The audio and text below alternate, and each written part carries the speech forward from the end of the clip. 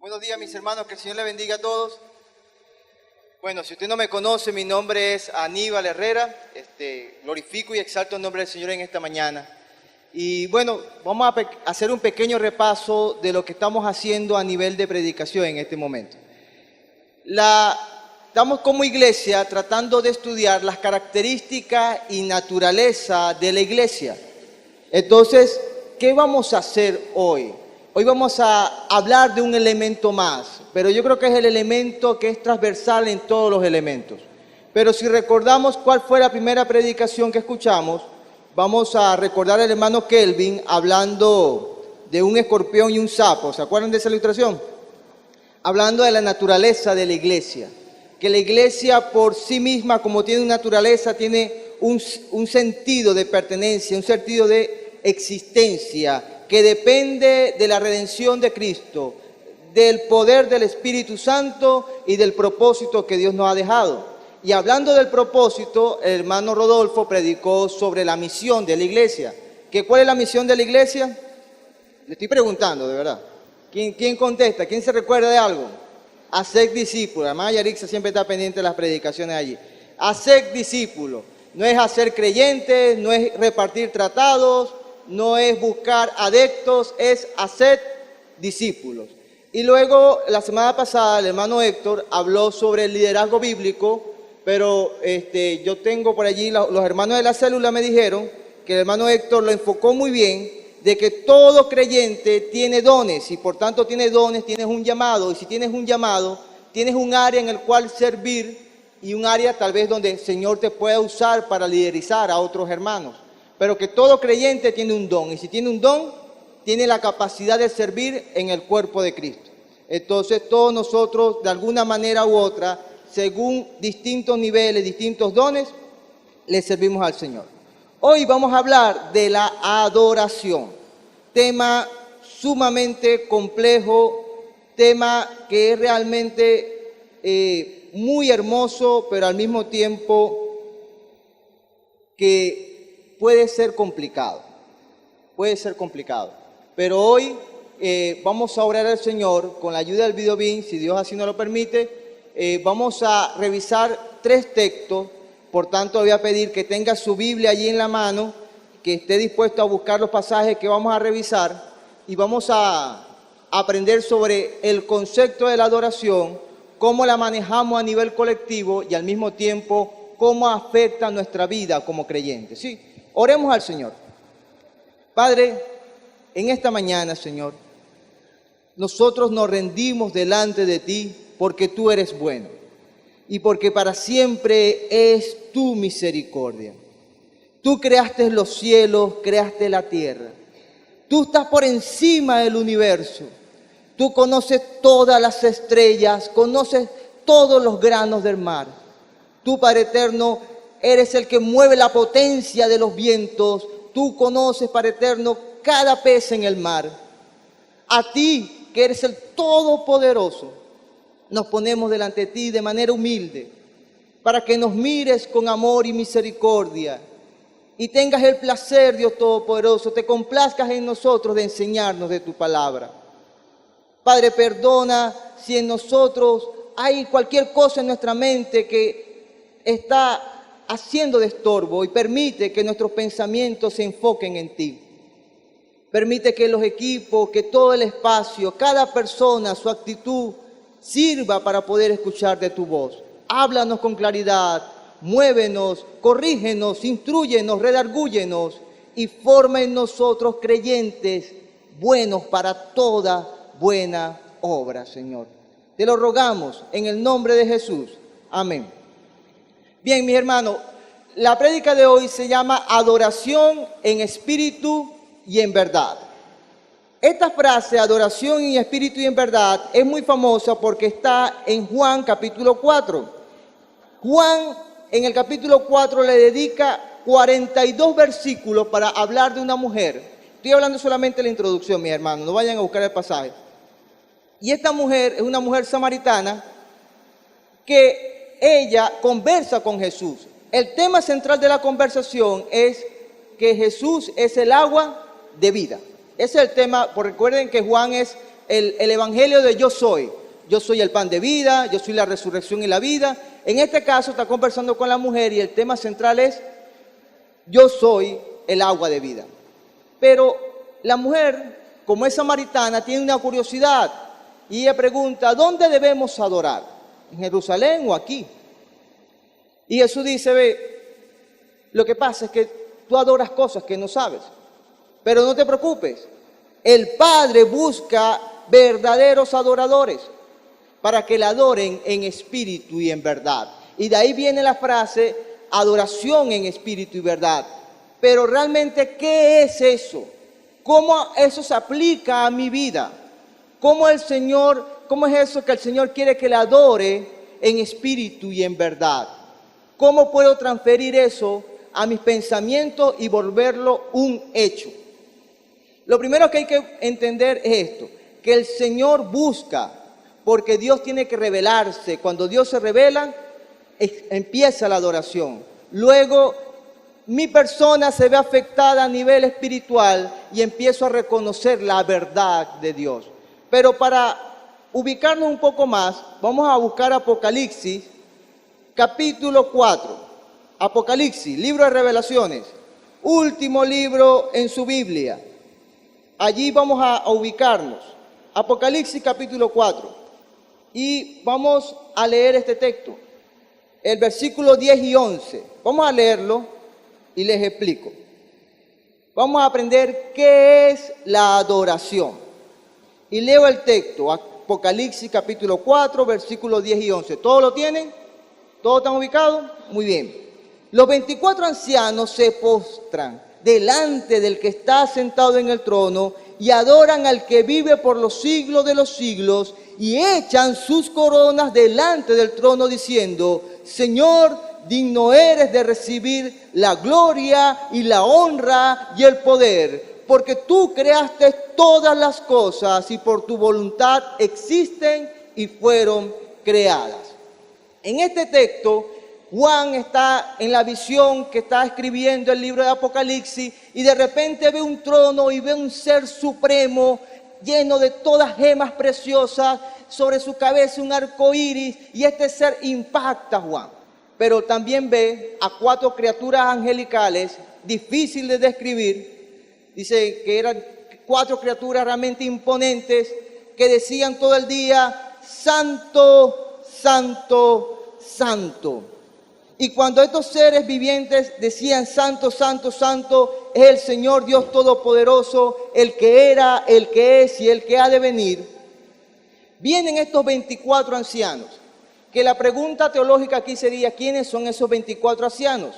Hoy vamos a entender, vamos a quedarnos con la postura teológica de que son la representación de lo mejor de la humanidad.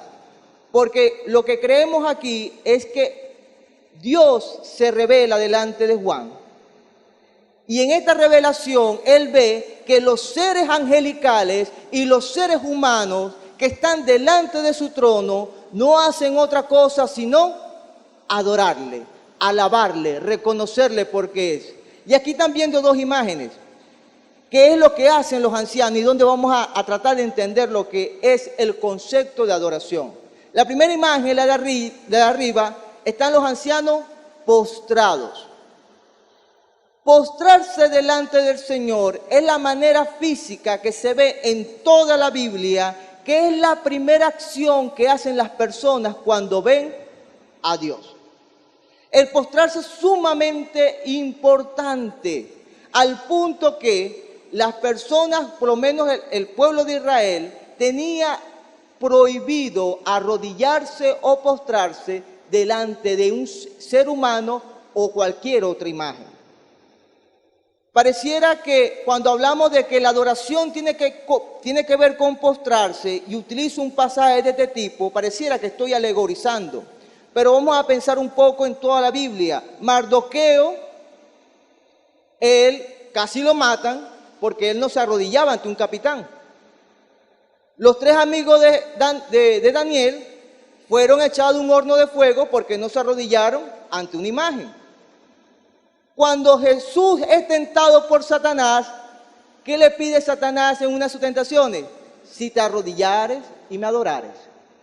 Entonces la postura de arrodillarse y postrarse significa que la persona se rinde por completo.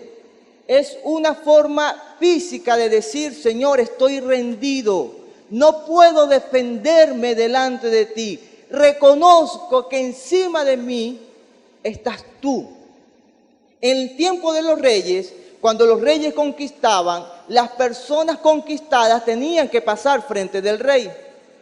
Y en el tiempo medieval, para entender un poco la idea de la importancia de esto, las personas se arrodillaban frente al rey. Pero si el rey con su cetro no tocaba el hombro de la persona al levantarse, o sea, si no lo tocaba, el rey solamente lo vio que se arrodilló, la persona al levantarse sabía que estaba muerta. En la historia de Esther es lo mismo. Esther no podía entrar delante del rey sin el permiso del rey porque la podían matar. Entonces, arrodillarse, postrarse, tiene que ver con el hecho de que yo reconozco de que tú gobiernas y yo no. De que tú eres importante y yo no. Y eso es necesariamente la adoración. Es reconocer quién es Dios. En la segunda figura estaba que echaba sus coronas, que es la otra acción que hacen los ancianos. Los ancianos echan sus coronas delante de él. ¿Qué identifica a un rey? ¿Cómo sabemos que entre un grupo de personas está un rey? Porque tiene su coronita. En el tiempo también de la conquista, los reyes muy malvados obligaban que llevaran a los reyes delante de ellos. Y el rey al llegar se tenía que poner de rodillas, quitarse la corona y lanzarla frente al trono del rey que conquistaba, diciendo que ahora el rey eres tú. Si en tu vida y en mi vida hay algo que resalte, algo bueno de decir de ti, no viene de ti, viene de Dios. Tú echas tus talentos, tú echas quién eres tú delante de Dios. Y es un simbolismo muy fuerte, porque Adán y Eva, su pecado fue querer ser como Dios. Y cuando los ancianos, a pesar de que están delante del trono de Dios, a pesar de que representan lo mejor de la humanidad, ellos están diciendo, nosotros reconocemos quien gobierna, que el único digno de ser exaltado es el que está sentado en el trono. El Dios que creó los cielos y la tierra y todo lo que en ellos hay. ¿Por qué, hermanos? La adoración depende de saber, hermano, póngame allí el concepto. La adoración depende mucho de saber quién es Dios. Es por eso que la adoración es rendirse delante de Dios, reconociendo que Él es el único ser digno de toda exaltación en virtud de lo que Él es. Parece como redundar el concepto, pero la adoración funciona de esa manera. Dios se me revela a mí y quien es Él me afecta a mí. Y mi vida entonces empieza a reconocer quién es. Porque muchas veces nosotros no entendemos qué es la adoración porque no entendemos quién es Dios. Pensemos en Isaías. Isaías tiene una visión y ve a Dios mismo, una imagen muy parecida a la que está viendo Juan aquí. Ve a Dios, ve a estos seres y cuando ve a Dios, ¿qué dice? ¡Ay de mí! Estoy muerto. Porque él sabía que ante la santidad de Dios, ¿qué puede pasar con un pecador? Imagínense, nosotros somos algo como un algodoncito delante de Dios. Y Dios es fuego, fuego de santidad, fuego de ira, fuego de justicia. Y nosotros como algodoncitos nos acercamos ante la presencia del Señor. ¿Qué va a pasar con nosotros? Seremos fulminados. Eso es lo que pasaba con el lugar santísimo. No cualquiera podía entrar allí, porque si entraba cualquiera, ¿qué pasaba con esa persona? Moría inmediatamente. La Biblia dice que cuando Dios se manifestaba delante del pueblo de Israel, ni los animales se podían acercar porque iban a morir de manera irremediable. Entonces, reconocer quién es Dios es porque Él es el único digno de exaltación. Entonces tenemos que conocer a Dios para ser mejores adoradores. Y entre más conozcamos a Dios, mayor va a ser nuestro entendimiento y nuestra capacidad de decir, Señor, ve, tú eres el único digno de alabanza, el único digno de exaltación, el único digno de llevar la corona de gloria. Eres tú, no soy yo. Eso es conocer al Señor. Hay un concepto. ¿Cuántos son físicos y químicos aquí? ¿Les gusta la ciencia? ¿Cuánto pesa Dios? ¿Cuánto mide Dios? ¿Cuánto oxígeno consume Dios? ¿Cuánta agua bebe Dios? Lo que nuestra mente finita no va a poder comprender jamás es que Dios creó todas las cosas. Si en el universo existen millones y millones de estrellas, Dios está encima porque creó ese millones y millones de estrellas. Si Dios dice que Él es un único Dios que se manifiesta en Dios Padre, Dios Hijo, Dios Espíritu Santo, y usted dice, ¿cómo se come eso? Exactamente, no entendemos. Él es así porque Él está encima de la creación. No hay nada en la creación que se le compare. Incluso hablar de Trinidad y decir Dios es como el agua es hasta peligroso. Porque Dios, todo el agua de la tierra, dice un profeta, que le cabe en la palma de su mano. Dando una figura de que Dios es eternamente infinito, mucho más allá de toda la agua del océano. Y a ese Dios es que rendimos adoración. A ese Dios es el que nos rendimos. Y usted dirá, ¿pero a Dios le hace falta mi adoración? Pues no, a Dios no le hace falta su adoración. Porque como el salmo que leía Héctor esta mañana, Dios le alaba todo lo que existe, alaba al Señor. ¿A Dios le hace falta tu adoración? No, al punto que cuando Jesucristo es exaltado, dice que su nombre es sobre todo nombre. Y toda rodilla se doblará ante de Él. O sea, se va a postrar delante de Cristo. Demonios, toda potestad, todo principado. Y las personas que aún niegan a Dios, le van a rendir tributo a Dios.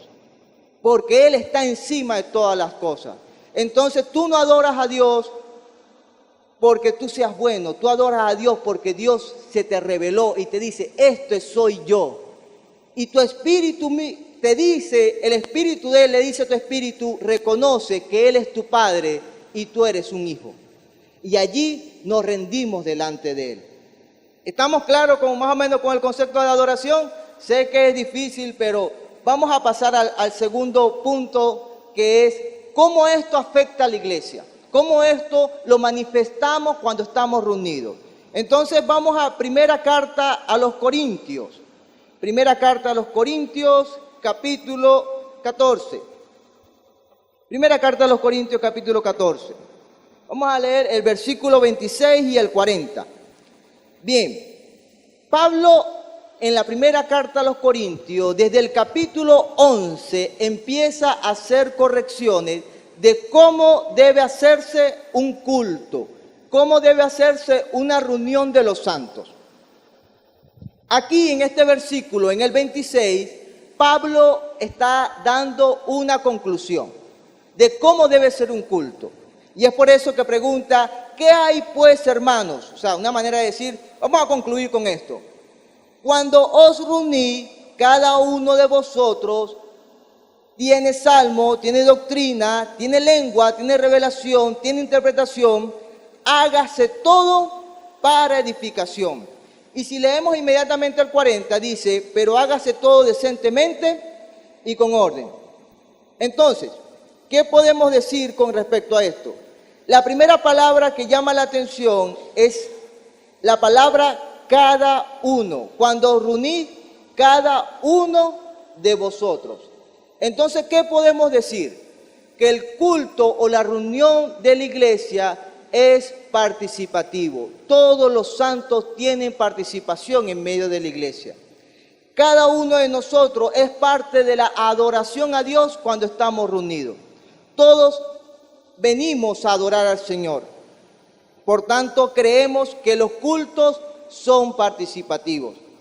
Hermana Andrea, por favor, ¿puede pasar la siguiente? Ahora, ¿qué tiene que ver esto con la parte participativo? Creemos que el culto es flexible. Como iglesia creemos que el culto es flexible. ¿Qué quiere decir eso? Hermano, que si usted llegó un día y a usted le dicen, hermano, la predicación fue lo primero que se hizo, usted no tiene que jalarse los cabellos. Porque ese día se decidió hacer eso, no está mal. Eso no está mal. Si, hermano, este día no vamos a cantar nada, lo que vamos a hacer es orar. Todo el culto va a ser solamente oración. Hermano, eso no está mal. Todo el culto va a ser acción de gracia, tampoco va a ser, no está mal. Porque creemos que el culto en la Biblia no enseña un molde. No hay una liturgia que diga la Biblia, primero esto, segundo lo otro. Nos hemos acostumbrado a elementos, sí, y nos gusta y lo disfrutamos. Pero recuerden que el único que debe ser exaltado es Cristo. Y el versículo enseña algo que es lo siguiente, que cómo nosotros entonces entendemos que hacia dónde debemos apuntar. El pasaje dice, hágase todo para edificación.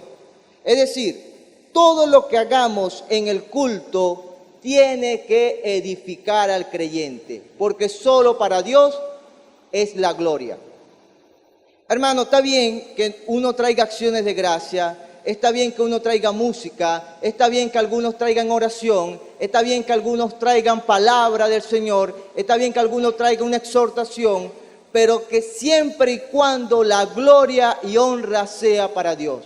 Donde yo escuche la acción de gracia, cuando yo escuche la canción, yo pueda mirar a Cristo crucificado, yo pueda ver el movimiento del Espíritu Santo, yo pueda entender más a Dios a través de tu participación, porque la participación tiene que ser de edificación para todos nosotros, porque el único que debe ser exaltado en cada participación del servicio, ¿quién es? Es Dios. Él es el único ser digno de toda gloria y todo honor. Y entonces todas las participaciones de nosotros en medio del servicio siempre tienen que apuntar hacia Dios. Incluso hablar de atributos de Dios. Hermano, glorifico el nombre del Señor porque Él es fiel y es proveedor. En mi casa pasó esto, pero hablas de atributos de Dios. La música tiene que hablar de atributos de Dios.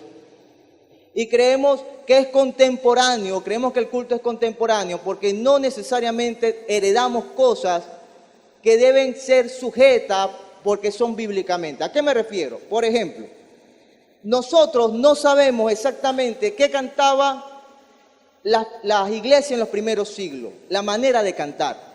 Lo que sí sabemos es que vinieron los norteamericanos, nos evangelizaron y nos dejaron la batería, nos dejaron el teclado, la guitarra eléctrica y el bajo. ¿Sabe de dónde viene eso, hermano? Y a usted le va a doler, a alguno le va a doler.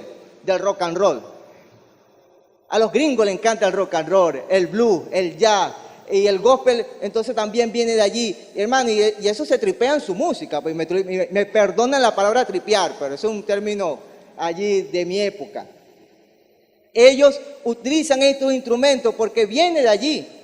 No viene de algo santo, ¿oyeron? No necesariamente. Tal vez un norteamericano que le enseñó a alguien a tocar la guitarra eléctrica era fanático de Elvis Presley. Entonces, no, yo quiero tocar la guitarra como Elvis Presley. Te voy a enseñarte a tocar la guitarra como Elvis Presley. Pero, hermano, lo que a veces Dios permite en medio de nosotros, no es malo. Siempre y cuando lo tomemos esa corona y se la rindamos al Señor. Pero eso sí, tiene que edificar. Estos días vi la conversación de dos hermanos y uno de ellos, una mujer, le enseñaba una música al otro. Mira, escucha esto. El joven escucha y ¿qué te pareció la canción? Escuché puro ruido. No entendí nada. Yo escuché fue ruido. Y después ocurrió lo viceversa. El joven le dice, escucha esto. La dama escucha y dice, escuché fue puro mundo, pura cosa del mundo. Me pedía movimiento del cuerpo esa canción. Entonces, ¿qué hacemos ahí? Bueno, cuando estemos reunidos, no es si a ti te gusta un ritmo y a mí me gusta otro, sino que encontremos una manera que cuando exaltamos al Señor, todos seamos edificados. Hermano, siempre apuntamos hacia allá.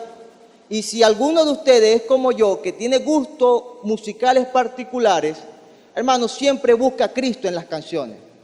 Siempre busque que hablen de la palabra del Señor. Siempre busque que hablen de salmos y canten de salmos. Ahora, si usted quiere decir, hermano, es que yo no canto y no tengo nada que ver con música. Si usted lee el pasaje, hermano, quien comparte un versículo bíblico, quien dice, hermano, yo me memoricé el Salmo 119 y lo voy a recitar. Ojalá algún día llegue ese día, ¿verdad? Y entonces, usted recita el Salmo 119, seguro que vamos a glorificar el nombre de Dios por eso. Si usted quiere venir y dar un testimonio, hermano, mientras Dios sea glorificado. Siempre, todo lo que usted haga en el culto es bueno. Siempre que Dios sea glorificado. Lo otro que vamos a ver son las dos últimas palabras que aparecen en el versículo 40. Decente y con orden.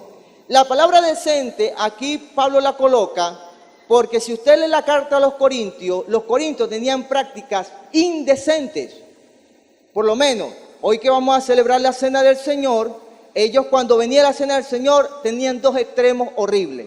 Uno de ellos se presentaba una comelona que era ya un acto de gula, un pecado. Los hermanos traían comida y ve lo que hacían. ¿Cuándo llegaron a las 8:30? Bueno, todos los que llegaron a las 8:30 se comieron todo. Se comieron toda la comida. Ajá. ¿Y cuántos llegaron después de las 9:30? Bueno, como encontraron fue vino, se rascaron todito. Todos llegaron, hicieron un uso inadecuado del alcohol y se emborracharon. Entonces Pablo, también había un problema en Corintio, donde las mujeres querían tomar papeles que no le correspondían. Entonces Pablo dijo, no hermano, la reunión tiene que tener decencia, tiene que ser decente. No podemos practicar cosas en medio de nosotros que no reflejen a Dios, incluso ofenden a Dios. Tenía 20 años y era parte del equipo de establecimiento de una iglesia. Y mis consiervos también tenían entre 21 y 19 años. ¿Saben cuál era nuestro sueño como iglesia? Que cuando al salón le quitáramos los bancos, en el medio quedara una cancha de futbolito pintada. Estuvimos a puntico de lograrlo, ¿oyeron? Pero la pregunta es, ¿qué tiene que ver una cancha de futbolito con el Señor? Pero así pensamos a veces. En medio del querer, en medio del entusiasmo, pensamos en ideas, hermanos, que no reflejan a Cristo, no tienen nada que ver con Él, no edifican, son hasta indecentes. Entonces el culto tiene que tener decencia y con orden. Y aquí es que a veces nosotros chocamos. El primer punto es que es participativo, pero también con orden. Si usted lee el pasaje va a entender que Pablo dice hasta número, si 1, 2 o 3. O sea, hay como que no todos participan de un culto. No todas las personas tienen participación de la reunión de los santos. Porque tiene que ser 1, 2 y 3 si cumplen los requisitos. Porque hermanos, si aquí todos predican, ¿a qué hora nos vamos a ir? Si todos cantan, ¿hasta cuándo va a ser ese culto? Entonces nos damos cuenta que tiene que existir un orden. Existe una liturgia, existe un comienzo, existe una introducción, existe un tiempo para tal cosa, existe un tiempo para otra cosa. Pero hermano, tiene que hacerse con orden. ¿Por qué? ¿Cuál es la razón de Pablo en este pasaje? Hermano, porque si por allí llega alguien, esa persona tiene que decir, oye, qué bien hacen las cosas estas personas. Porque si llega alguien y ve una locura, Héctor y yo peleando por el micrófono aquí, no, que yo no he terminado de predicar, no, que yo voy a cantar. Ve a alguien, un inconverso, eso, ¿qué va a decir? Esa gente está loca. Entonces el culto tiene que tener un orden. Hermano, si usted dice, hermano, pero yo casi nunca he participado de un culto, eso es normal. ¿Normal por qué? No todos los dones son de edificación grupal. Hay dones, hermanos, que usted lo ejerce en su casa. Hay dones que usted lo ejerce en la calle. Hay dones que usted lo ejerce con un grupo pequeño. Y es importante la célula en ese sentido. Porque la célula también es un medio para que usted adore al Señor. Usted le rinda su vida al Señor. Y allí también adoramos al Señor como iglesia. Porque aquí en los domingos no todos podemos hacer todo. Pero en la calle, en su casa, en su trabajo, usted también es un adorador del Señor. Bien, ¿estamos claros con esto? ¿Sí? ¿Aprendieron algo? Porque vamos a pasar al siguiente punto. Para el siguiente punto vamos a Romanos 12. Romanos 12. En Romanos 12, 1 y 2, según NBI, vamos a aprender sobre la adoración espiritual. Mano, haga como yo, que me fui buscando Romanos para atrás. Romanos está al lado de Corintios, ahí, antes de Corintios. Romanos 12, 1 y 2, dice así el pasaje. Así que, hermanos, os ruego, ¿lo tienen todos? ¿Sí? ¿Están ubicados? Romanos 12, versículo 1 y 2. Dice, leo en el nombre del Señor. Así que, hermanos, os ruego por la misericordia de Dios que presentéis vuestros cuerpos en sacrificio vivo, santo, agradable a Dios, que es vuestro culto racional. No os conforméis a este siglo, sino transformaos por medio de la renovación de vuestro entendimiento, para que comprobéis cuál sea la buena voluntad de Dios, agradable y perfecta. Si usted quiere ser partícipe de un culto, le digo que todos los días usted puede tener un culto. Aquí hay un culto racional. Aquí, según NBI, una adoración espiritual. ¿Y sabe cuál es? Usted. Dios lo quiere a usted. Dios quiere su vida. Dios quiere todo de usted. Que cada gramo de su ser le rinda tributo al Señor. Eso es lo que quiere el Señor, para que usted sea un instrumento de adoración verdadera. Pablo comienza el texto diciendo, os ruego por las misericordias del Señor. Las misericordias del Señor. Esa simple frase tiene un peso teológico tremendo, porque Pablo tratando de resumir lo que ha dicho en los 11 capítulos anteriores en una frase. Os ruego por las misericordias del Señor. ¿Cuáles son las misericordias del Señor? Que no hay justo ni aún uno. No hay quien busque a Dios. Todos se han pervertido. Con su lengua engañan. Tú y yo somos pecadores. Esa es una verdad bíblica que Pablo plantea en la carta de Romanos. Pero dice, mas Dios muestra su amor para con nosotros en que siendo aún pecadores, Cristo murió por nosotros. Y no hace falta tu obra, porque la salvación, como Abraham lo hizo y cualquier otro, solamente es por fe. La salvación es teniendo fe en la obra perfecta de Cristo. ¿Y qué hacemos con esta fe? La predicamos y la proclamamos. Porque si debemos entender que Dios fue tan misericordioso, que no todo el pueblo de Israel es Israel, pero tú, que no eras nada, te hizo su pueblo. Estoy tratando de resumir todo lo que dijo Pablo anteriormente. Pero entonces, la misericordia de Dios es que si tú conoces a Cristo y su misericordia, tú vas a ser un mejor adorador. Una persona que adora realmente al Señor es que ha entendido el gran sacrificio que Cristo hizo por ti, en que siendo Dios no tomó en cuenta ser como Dios, sino que se hizo semejante a los hombres. Y estando en la condición de hombre, murió como un vulgar ladrón para darte salvación a ti y a toda persona que lo reconoce en fe. Entonces, cuando tú entiendes que Dios hizo todo eso por ti, el culto es racional. O sea, la palabra racional viene de la palabra lógico. Ahora entiendo, es razonable, es lógico. Si Cristo entregó su vida por mí, es lógico que yo dé mi vida en sacrificio. Hermano, y está hablando en términos del Antiguo Testamento. Es que debe ser consumido totalmente. Nosotros venimos, a veces nos enseñaron que tenemos una vida secular y una vida eclesiástica. Pero eso no lo enseña el pasaje. El pasaje está diciendo que todo tu ser debe estar dispuesto como una ofrenda agradable a Dios. Toda tu vida, tus redes sociales, tu trabajo, tu familia, tu negocio, todo lo que tú eres, debes rendirlo delante del Señor. Debes ser santo.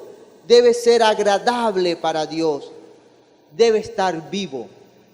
Cuando se refiere a vivo, es que debe tener a Cristo que da vida eterna. Cuando se refiere a vivo, es que ya no es necesario matar animales, porque tú que tienes vida eterna, ahora tu papel es entregar todo tu ser al Señor. Ese es el verdadero culto, esa es la verdadera adoración que Dios quiere. Hermano, usted puede cantar muy bien, pero si no tiene el amor de Dios, es como címbalo resonante. Usted puede entregar su cuerpo por los pobres, pero si no tiene el amor de Dios, de nada sirve. Usted puede entregar todo su dinero para ayudar a los hermanos, pero si no tiene el amor de Dios, viene a ser un gasto innecesario. El verdadero sacrificio es que usted vaya delante de Dios y viva santo, viva queriendo agradar a Dios en todas las cosas. Ahora, ¿cómo se logra eso? ¿Cómo yo empiezo a vivir de esa manera? ¿Qué herramientas yo tengo para lograrlo? Lo dice el versículo 2. Lo dice de dos maneras. No os conforméis a este siglo. Hermanos, una de las cosas que ha tenido la adoración es que el hombre siempre inventa. Y si no quiere adorar a Dios, adora otra cosa. El pueblo de Israel, cuando se alejaba de Dios, el Dios vivo, el que hablaba con truenos y relámpagos, iba y adoraba una imagen de madera o de metal.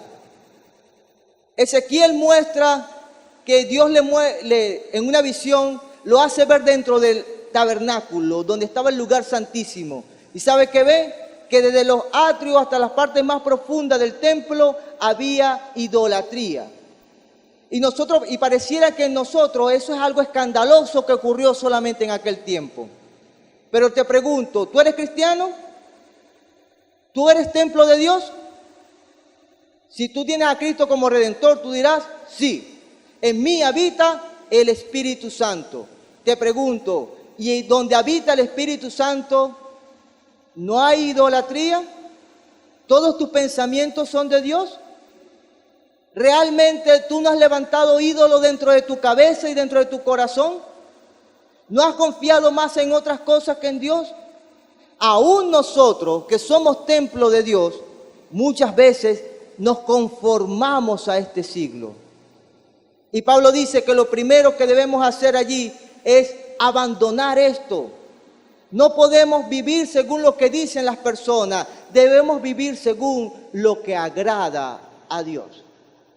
Entonces, ¿hasta dónde debo llevar mi adoración? Hasta la última neurona de tu mente.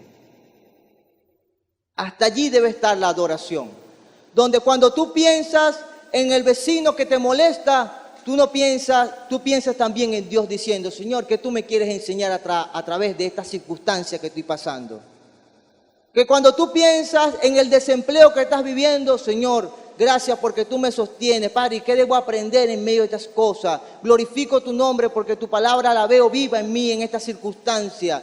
Sin importar cuál sea el área de tu vida que viene a tu mente, ahí debe estar Dios. La palabra conformar es como hacer una copia, porque eso es lo que ocurre.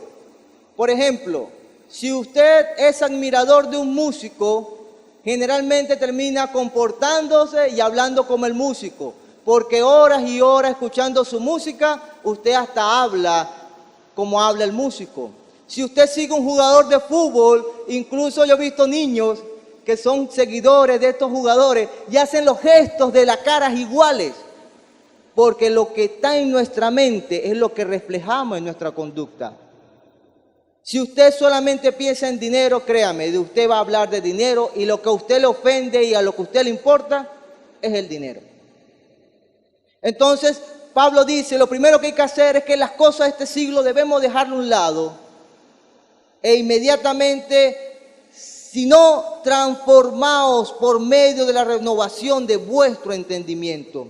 La palabra transformar aquí está por encima de la palabra conformarse, porque la palabra transformarse es lo que ocurre con una mariposa. ¿A cuánto le gustan los gusanos aquí? las damas especialmente, ¿les gustan los gusanos? ¿Les gustan las mariposas?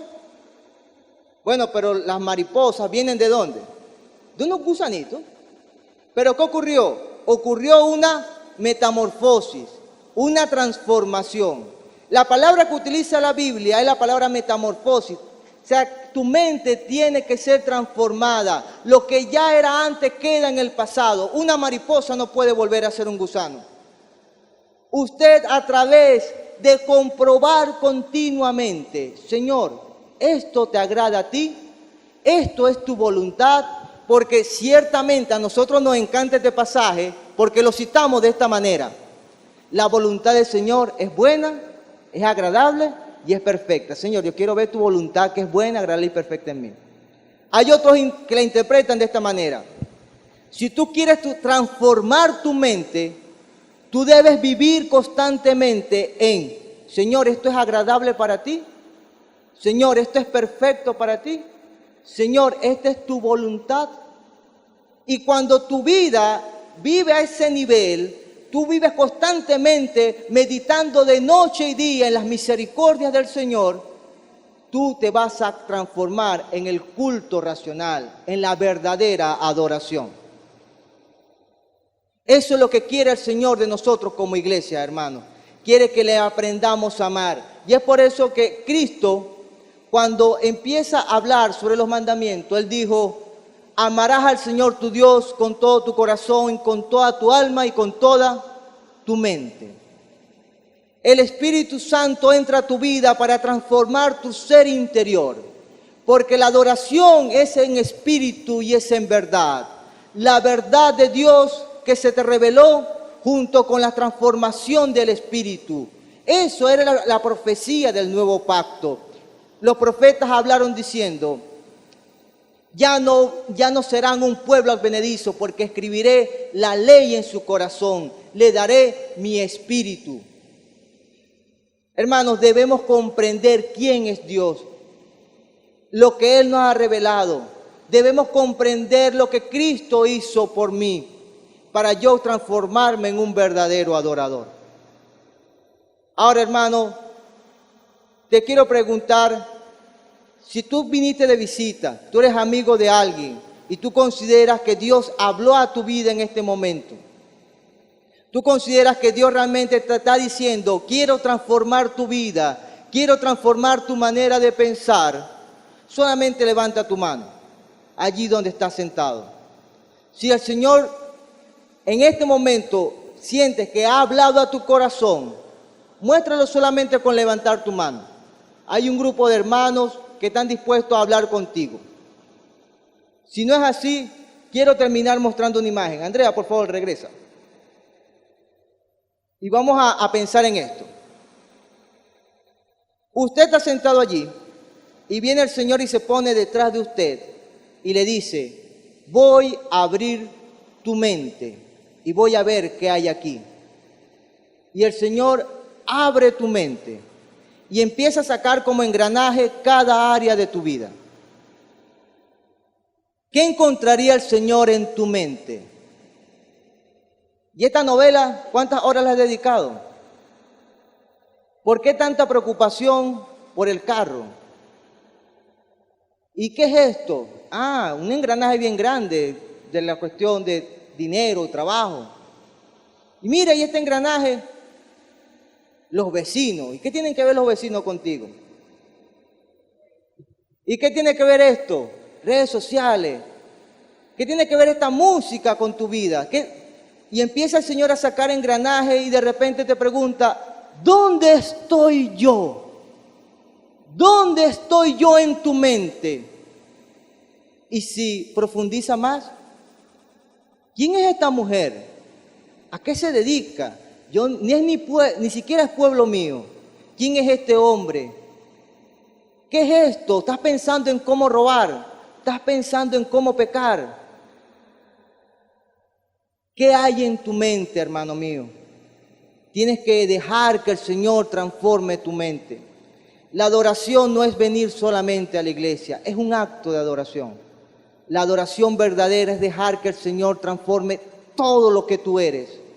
al punto que cuando tú vivas de acuerdo a lo agradable, a lo perfecto, de acuerdo a la voluntad del Señor. Y es voluntad del Señor que tú y yo nos transformemos en adoradores. Porque ¿qué vamos a hacer en el cielo por la eternidad? Si ahorita aquí te aburre, hermano, te tengo malas noticias. Esa es la tarea que tenemos en el cielo. Esa es la tarea que tenemos en el cielo. Vuélvete adorador ahora.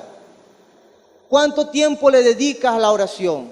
¿Cuándo fue la última vez que hiciste un ayuno? ¿Cuándo fue la última vez que amaneciste? Amaneciste toda la noche orando al Señor. ¿Cuándo fue la última vez que el Señor te trasnochó y te levantó temprano y fuiste a orar?